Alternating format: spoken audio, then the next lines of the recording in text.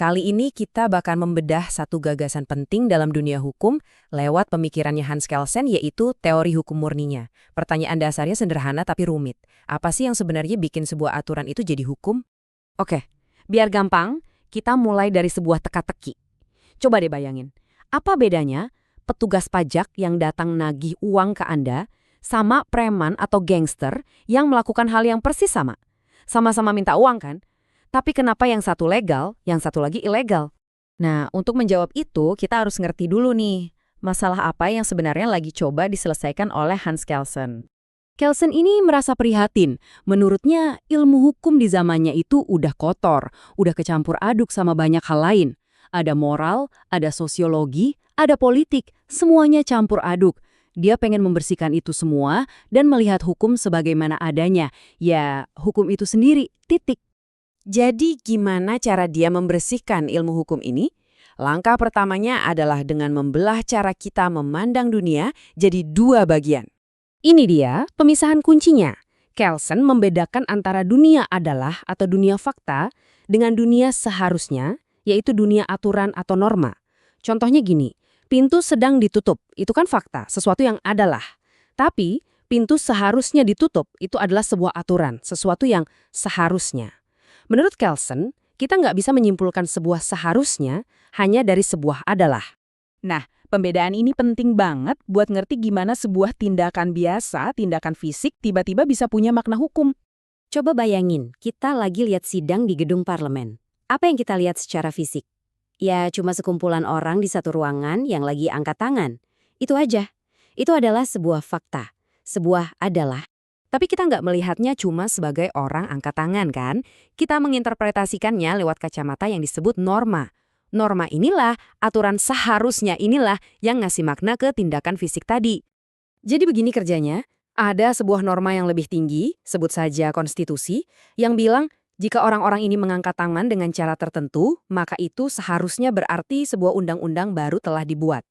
Jadi, konstitusi itulah yang ngasih makna hukum pada tindakan fisik angkat tangan tadi.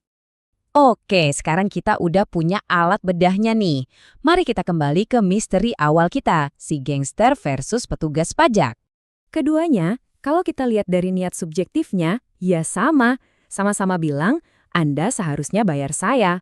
Tapi yang satu cuma jadi ancaman, sementara yang satu lagi jadi kewajiban hukum yang objektif. Kenapa? Jawabannya ada di satu kata, otorisasi.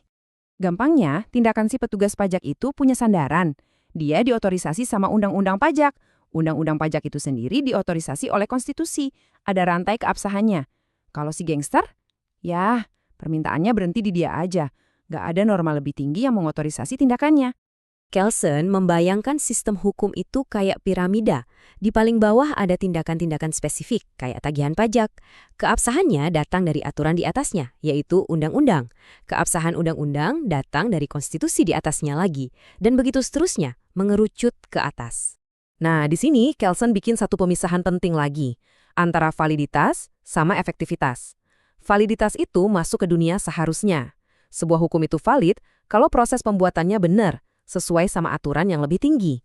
Sementara efektivitas itu masuk ke dunia adalah, yaitu apakah hukum itu pada kenyataannya ditaati atau enggak. Maksudnya gini, begitu sebuah undang-undang disahkan, detik itu juga dia sudah valid secara hukum. Nggak peduli setelah itu ada yang taat atau enggak. Validitas itu soal cara pembuatannya, bukan soal hasilnya di lapangan. Oke, ini membawa kita ke puncak piramida dan ke bagian paling fundamental sekaligus paling abstrak dari teori Kelsen. Coba pikirin lagi soal piramida tadi.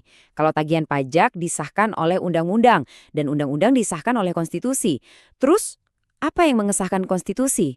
Gak mungkin kan kita cari terus ke atas sampai tak terhingga? Pasti ada ujungnya. Jawaban Kelsen untuk ini adalah sesuatu yang dia sebut Grundnorm atau norma dasar. Ini bukan aturan tertulis, ini bukan hukum yang disahkan di parlemen. Grundnorm adalah sebuah praanggapan, sebuah asumsi yang harus kita terima agar seluruh bangunan hukum di bawahnya jadi masuk akal. Sederhananya, norma dasar itu adalah asumsi fundamental di dalam benak kita yang bilang kita seharusnya bertindak sesuai dengan apa yang diperintahkan oleh konstitusi. Ini adalah titik awal yang tidak dipertanyakan lagi, yang jadi pondasi bagi semuanya.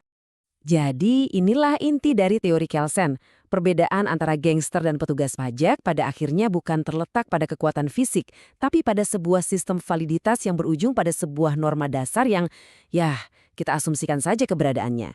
Ini meninggalkan kita dengan satu pertanyaan besar untuk direnungkan. Kalau seluruh sistem hukum kita ternyata berdiri di atas sebuah asumsi, lalu di atas fondasi apa hukum kita sebenarnya dibangun?